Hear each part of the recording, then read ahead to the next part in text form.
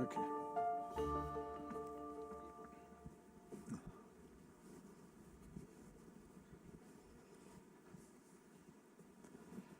Good afternoon, everybody, and welcome to this plenary session of WISE 2011 at the end of what I'm sure has been a very full and informative day for all of you. I'm sorry if we started a bit late, one or two technical glitches, but everything's ironed out and we're ready for a smooth transition into this session.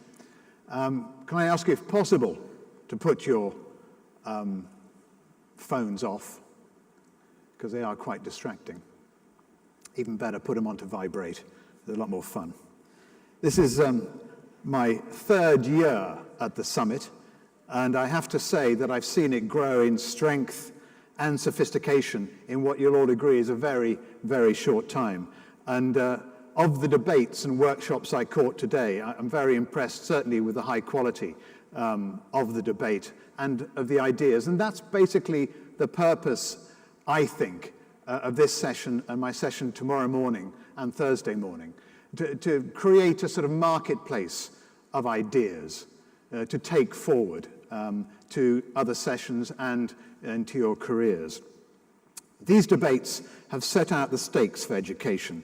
How can we help address the needs of 81 million unemployed youths around the world, and also the 67 million children not in school, or even the 16 million children under 18 who have been tragically orphaned by AIDS?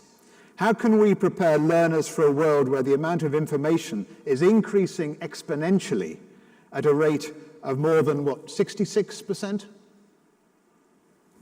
66% a year, where climate change is threatening availability of water and will disproportionately affect young people, 88% of whom live in developing countries.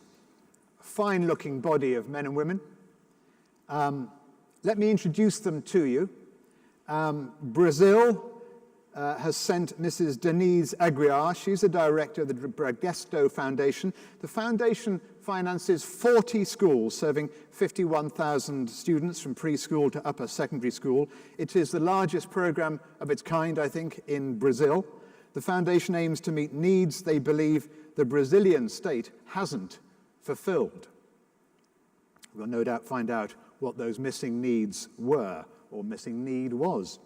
Professor Cheng is Vice President for Research and Development and Professor of Leadership and Change at the Hong Kong Institute of Education. He holds a doctorate from Harvard and is the President-elect of the World Educational Research Association. I'll be asking him about what the barriers are to innovation in education. So a little heads up for you there, Professor. Stephen Lawrence Geiger is Skolkovo's Chief Operating Officer in Russia. Stephen was the co-founder and director of industries for Mazda in the US, but spent most of his career in Abu Dhabi and Russia. Just in case you don't know, Mazda is an Abu Dhabi future energy company aimed at diversifying the country's economy away from, shall we say, an over-reliance on natural resources. And Skolkovo is creating a high-tech innovation center in Moscow. Anthony Salcito is VP of Education for Microsoft. He works with education institutions and partners around the world to promote the use of technology, and not just Microsoft technology, to try and enhance learning environments and student achievement. Anthony also serves on the board of the National Foundation for Teaching Entrepreneurship and the National Community Education Association. So a lot of initials there, Anthony. We'll pare it down later. I'll certainly be asking him if technology has the potential to change education or is changing education. We'll find out which. And from Portugal, José Mariano Gago is a former Minister of Science, Technology and Higher Education and the former Chairman of the European Platform of International Risk Governance Council, the IRGC.